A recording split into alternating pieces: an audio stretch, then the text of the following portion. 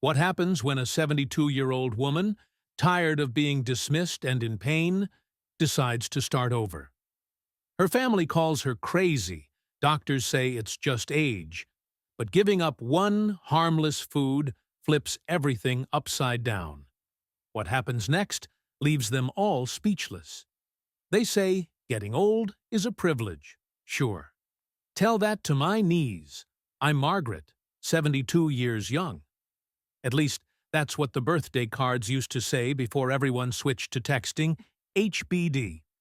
I live in a cozy little house I paid off with 100 unpaid hours and 1,000 sacrifices. But nowadays, I share it with my son Tom. And if there's one thing I've learned in my golden years, it's this: nothing tarnishes gold faster than a grown man living rent-free and pretending he's your caretaker. The day this all began wasn't anything special, at least not to anyone else. But for me, it was one of those days that split your life in two. I was in the kitchen early that morning, hands aching like rusty hinges, stirring up the dough for an apple pie. Not for me. I don't even like pie anymore. I was baking it for Mrs. Rose, our next-door neighbor who just lost her husband. She'd been crying alone in the yard the other day, and something about her face broke my heart. So I did what any decent human would do. I baked. The smell filled the house, like a warm memory. Just as I was putting the pie in the oven, I heard the unmistakable sound of size 11 entitlement dragging across my hardwood floor. Tom. He yawned like a dying walrus, scratching his unshaven jaw, and eyed the kitchen with suspicion. "Are you seriously baking again?" he asked, like I was smuggling illegal goods instead of cinnamon and apples. "I thought I'd bring something to Mrs. Rose," I said, smiling despite the stiffness in my joints. He scoffed. "You should be resting. You're always complaining about your hands and knees. Why don't you ever just stop?" "Because if I stop, I disappear." But I didn't say that. He grabbed his black coffee, no sugar, because apparently bitterness is a lifestyle, and grumbled on his way to the couch. Meanwhile, I stood there, quietly folding the edge of the pie crust, like it was the last thing in this house I had control over. By the time I knocked on Mrs. Rose's door, the pie was still warm, and so was her gratitude. We sat on her porch for a while, talking about old times, grief, and how men don't know the first thing about women, no matter how old they are. She squeezed my hand and said something that stuck. "You still have life in your eyes, Margaret." That's rare. Don't let anyone dim that. It felt good. Until I got home. That's when I heard him. Tom, my son, talking on the phone in the kitchen. My kitchen. "She's losing it," he said casually, like he was talking about a dog who forgot where it buried its bone. "She forgets stuff, talks to herself. I think she needs, like, supervision or something. This isn't safe anymore." Safe? I stood there with my hand on the doorknob, my spine turning to glass. I wasn't safe. From what? Baking too much? Loving people too hard? Paying for the electricity he used to play video games until 3 a.m.? He kept talking, but I stopped listening. I just stood there and listened to my heartbeat thump in my ears like a war drum. I didn't cry. Not then. There's something about betrayal that feels more like a burn than a wound. It doesn't gush. It just sears. That night, I couldn't sleep. Not because of the pain in my knees, though that was there too. It was something deeper, something rotten growing in my chest, like mold on old bread. I thought about the times I stayed up with him when he had nightmares as a boy. The way I worked doubles so he could have brand-name shoes in high school. The nights I cried alone in the bathtub because there was no money for the heating bill, but I still packed his lunch with love notes and extra cookies. And now I was a risk. The next morning, I made an appointment with Dr. Feldman. He's been my primary care doctor since before cell phones had cameras. The waiting room smelled like rubbing alcohol and disappointment. When he finally called me in, I explained my symptoms: joint pain, fatigue, foggy thinking. He barely looked at me. "Margaret, it's just aging," he said, like it was the punchline to a joke only men in white coats get to tell. "Perfectly normal for someone your age." Someone your age. Those 3 words slap harder than reality TV. I asked if there was anything I could do. Diet, exercise, tests. He just shrugged and printed out a pamphlet that said, "How to Age Gracefully," in Comic Sans. I left the office feeling like an expired carton of milk. Forgotten. Written off. That afternoon, I sat on the bus stop bench outside the pharmacy, clutching that stupid pamphlet and trying not to cry. That's when she appeared. Edith. Silver hair, red lipstick, sunglasses bigger than her future. She was everything I wasn't that day. Alive, alert, unapologetically loud. She sat down beside me and looked me over like a mechanic diagnosing a car just by listening to the engine. "You eat wheat?" she asked. "Excuse me?" "Wheat, bread, pasta, cookies. Do you eat them?" "Yes," I answered, unsure where this was going. "Stop," she said. "Just stop. I did 3 years ago. My pain vanished. My brain cleared. You'd be amazed what happens when you stop poisoning yourself with things your body stopped liking 50 years ago." I laughed.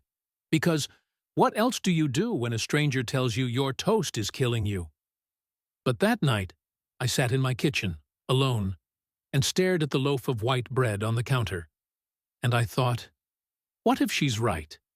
What if it's not aging? What if it's food? I had nothing to lose but my fog. So, I started small. No toast in the morning, no crackers with my soup, no pasta, no pastries, no sandwiches. Tom noticed. "You on a diet or something?" "No," I said. "I'm experimenting." "With what? Starvation?" Cute. He rolled his eyes and went back to scrolling. I didn't care. For the first time in months, I felt like I had a secret, and not the kind that makes you ashamed, the kind that makes you feel dangerous, like hope. What happened next changed everything. You won't want to miss how this quiet old lady became a force they couldn't ignore. You know that feeling when someone speaks about you like you're not in the room, like you're a piece of furniture with too many scratches and not enough use left in you? Yeah, that was me last Thursday. Tom, my son, my precious little miracle whom I raised on instant oatmeal and stubborn love, was talking to his friend on the phone, loudly, in my kitchen, in my house, using my Wi-Fi, saying things like, "She's fading, man. I think it's time to get a professional or something. Maybe a facility. I can't keep babysitting a senior citizen with memory fog." Memory fog? That one stuck.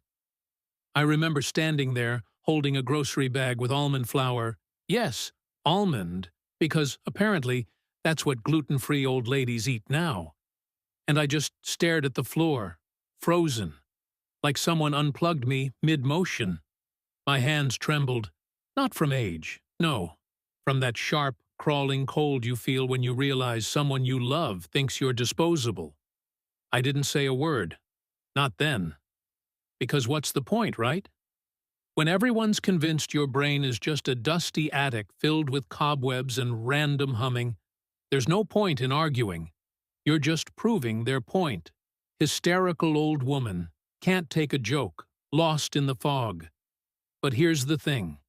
I'm not in a fog. I see everything, every little shrug, every sideways glance, every condescending, "Are you sure you remember how to use the microwave, Mom?" I could run circles around these people if my knees would just get the memo. Anyway, after that phone call, I started paying attention, not just to my body, but to everything around me. The food I ate, the time I went to bed, the look in Tom's eyes when he watched me try to remember what day it was. Let me tell you something. I wasn't losing my mind. I was being poisoned. Okay, not literally poisoned. Nobody was slipping arsenic into my tea, but it might as well have been. Because for years, I was eating things my body was quietly begging me to stop. And every symptom was shrugged off as just getting old. But I didn't really connect the dots until I ran into Edith. She's the silver-haired rebel from down the street who wears red lipstick to buy eggs and doesn't give a single damn what anyone thinks. She saw me walking, slow and stiff, and stopped me outside the pharmacy. "Wheat," she said, as if it was a curse word. "I stopped eating it 3 years ago. The joint pain disappeared." Poof! And my mind? Clear as a church bell on Easter morning. I chuckled. Politely. Internally? I rolled my eyes so hard I saw the back of my skull. But something about her confidence and the fact that she was walking in heels at 76 made me curious. So, I tried it. Cold turkey. No bread, no crackers, no pasta, no store-bought cookies, and yes, that part hurt. My cabinets looked like a ghost town after a health nut broke in and looted all the fun food. And let me tell you, the first week, I hated everything. Tom noticed I wasn't eating what I cooked for him anymore, asked me if I'd finally given up on life. I said I was trying something new for my digestion. He snorted. "You mean your hallucinations?" Cute. But here's where things got weird.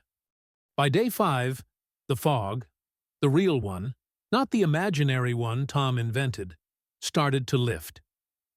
My thoughts weren't sprinting marathons, no, but they walked in a straight line, neatly and calmly.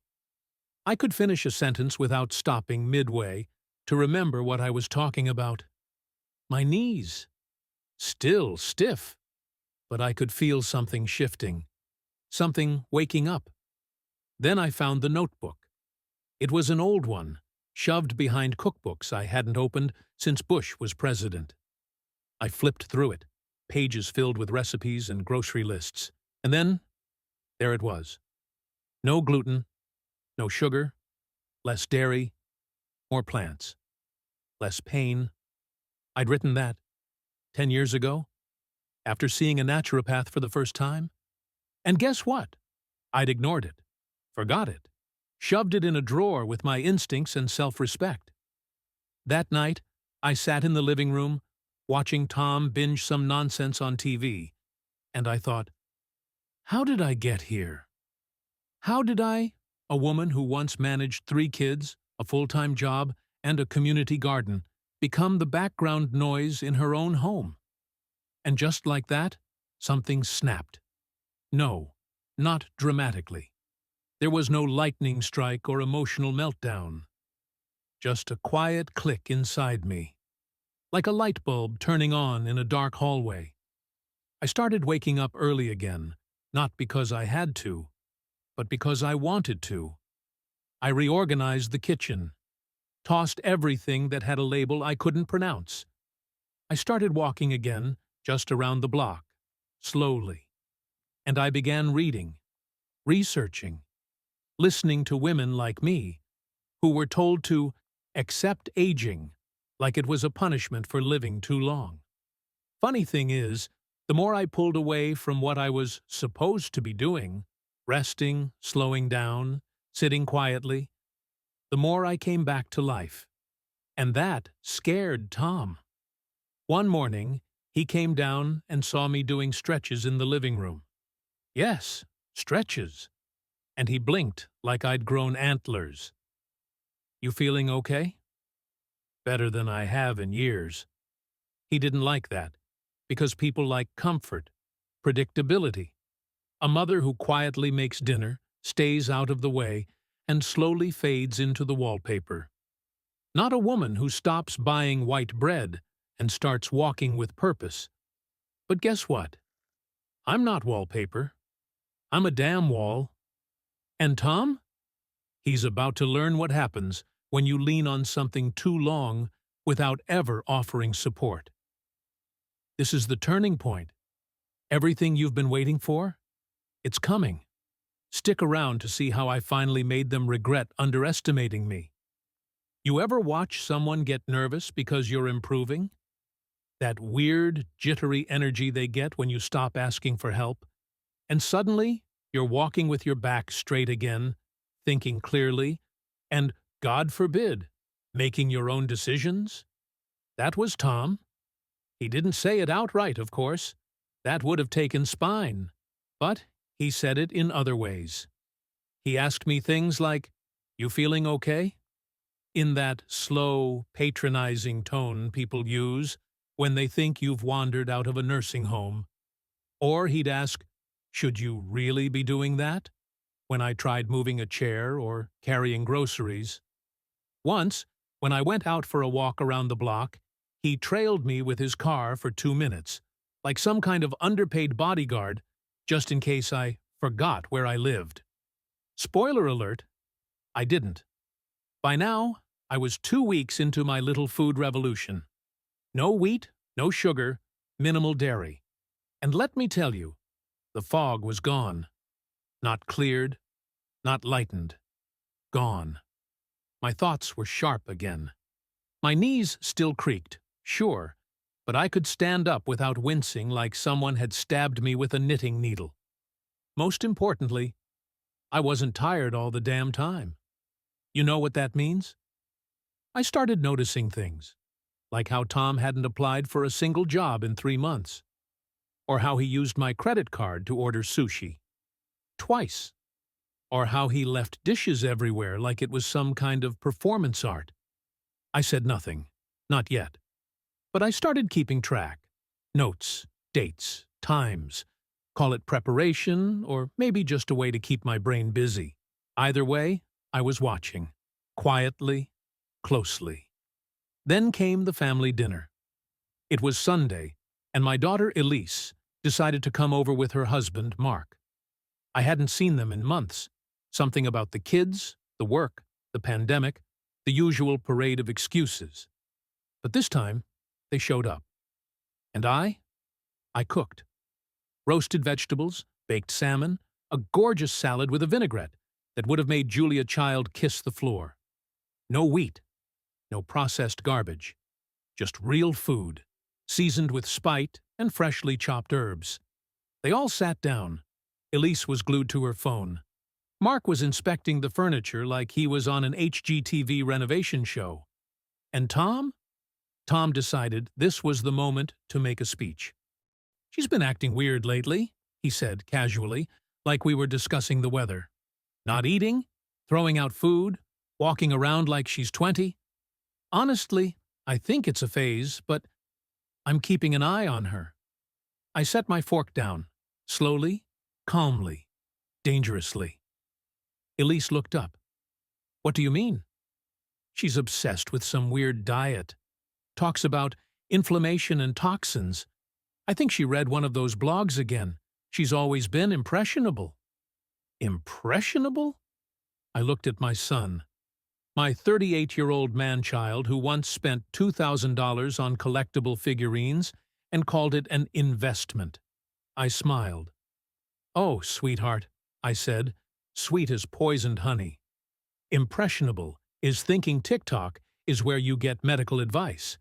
I, on the other hand, am simply reading." Tom blinked. Elise chuckled. Mark kept chewing. But then Elise said something that stung more than I expected. "We've actually been talking, Mom. We think it's time you consider getting some help around here. Maybe a nurse. Or assisted living. You know, to take the pressure off." Pressure off whom? The one who didn't even call? The son who lived off me like a sponge with a beard? I took a deep breath. looked them dead in the eyes. "Let me get this straight," I said. "You come into my house, the one I paid for, maintained, and managed, and tell me that because I'm eating better, walking straighter, and not falling apart like a neglected lawn chair, I must be losing it?" Silence. Would it be easier if I went back to baking pies, smiling through the pain, and pretending I don't hear the whispers? Elise sighed. "Mom, don't be dramatic." I laughed. Loud. The kind of laugh that shakes the air. "You think this is dramatic?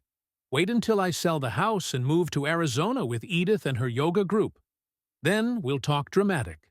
Mark finally chimed in. "Look, we're just worried. You're not acting like yourself." "Maybe I've decided to become the version of myself you all forgot existed," I snapped. "The one who was independent, focused, and full of life, before she was reduced to a free nanny and a silent wallet." Tom mumbled something, but I didn't hear. I didn't care. The dinner ended awkwardly. Elise left early. Mark didn't finish his plate. Tom sulked in the living room. And I? I cleaned up the table, humming a little tune, and for the first time in a long while, I felt like I had power. Not loud, aggressive power, not the kind that demands attention. The quiet kind. The kind that watches, plans, waits. Because here's the thing they forgot.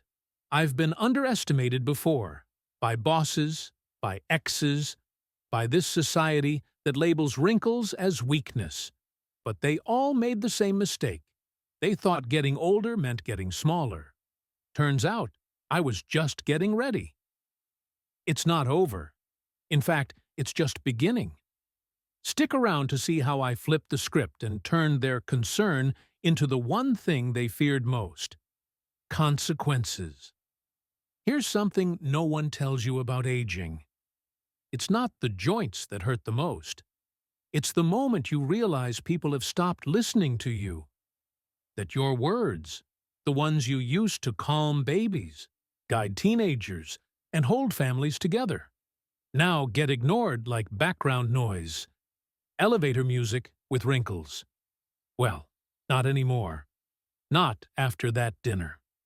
The day after my delightful roast-turned intervention, I sat in my kitchen with a legal pad and a black ink pen. Not a fancy iPad. Not some colorful planner with inspirational quotes. Just paper, ink, and the raw, pointed truth. I made 3 columns. What I do for them, what they do for me, what needs to change. It took 5 minutes to realize that the first column looked like a CVS receipt, and the other 2 were practically blank. Time for rebalancing the scales. First, I had a little heart-to-heart with my mortgage broker. You see, this house, the one they thought they were slowly inheriting while I withered quietly in the background, still had my name on it. And I had equity. A lot of it. Enough to shake the table. Second, I called a real estate agent. Told her I was just curious. Her tone changed when I mentioned the neighborhood and the square footage. Third, I printed out 3 copies of a lease agreement.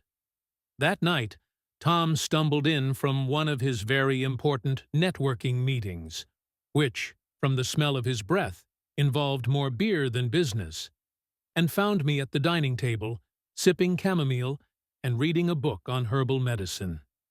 He gave me that same crooked smile he always used when he wanted to borrow my car. "What's up?" he said. "Rent," I replied. He blinked. "What?" "You live here. You eat here. You use electricity, water, my Wi-Fi, and my patients. Starting next month, you'll pay rent." He laughed. "You're not serious?" I looked up. Calm. Dead serious. "I've been very serious for a very long time. You just weren't paying attention."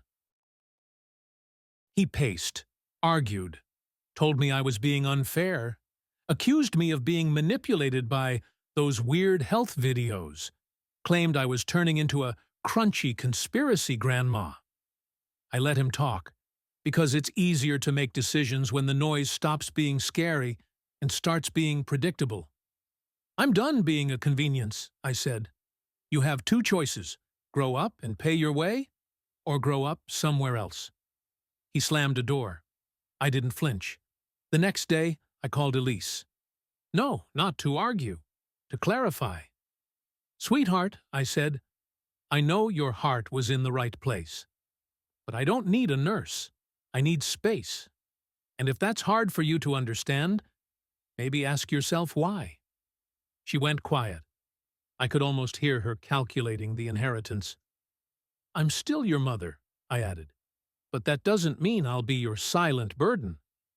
And then, the final glorious stroke, I posted a video. Yes, me. Edith helped, of course. She's got the hands of a 76-year-old and the soul of a teenage hacker. We recorded a short clip on her iPhone. Nothing dramatic. Just me, in my garden, talking to the camera like I was talking to an old friend. They told me my body was failing, that it was just aging. But I stopped eating what made me sick, and I started paying attention to what made me strong. And you know what I found? Power. Not loud, angry power. Quiet, intentional, steady power. You are not a burden. You are not your pain. You are not your children's afterthought. You are still here. And that means you still matter. We posted it on some senior health forum and forgot about it. Until it blew up. Hundreds of comments.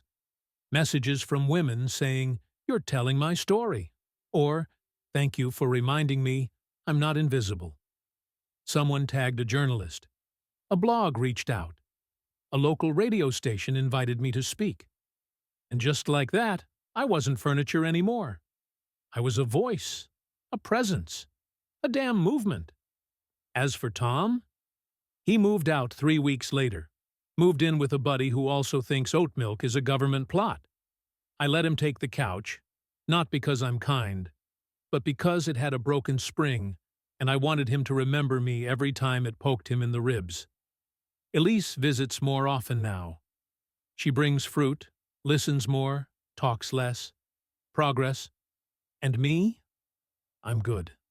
My joints still creak on rainy days. My memory skips sometimes, but I no longer confuse those moments for weakness. They're just part of the terrain. I eat well, I walk daily, I laugh more, but mostly, I no longer apologize for existing. They told me I was just getting old. I told them, watch me. Maybe you're not invisible. Maybe you've just been quiet too long. So here's your reminder. You don't need permission to reclaim your power. You just need a reason. And maybe this story was it.